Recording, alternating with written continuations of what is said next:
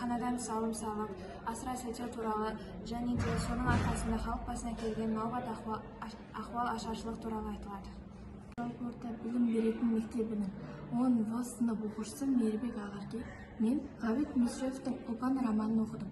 Бұл роман 19 ғасырдағы қазақ даласының тарихы туралы шындыққа негізделген роман болатын. Бұл романның ерекшеліктерінің бірі сол уақыттағы ауылдардың жүздеген жылдар бойына өмір сүрген әдет-ғұрпы, тарихы, қыз айттыру, барымталық, жер дауы, сосын тағы да айта берсем көп, және де соның ең бірегейі қазақ қыздарының тарихы туралы, және де сол қазақ қыздарының қаншалықты сол уақытта қалай ғұмыр кешкендігі, қандай қиыншылықтарға шыдағаны туралы айтылған болатын. Және де соның бірі осы Ұлпан. Осы Ұлпан қанша қиындықтарға да кездессе де, қаншама елді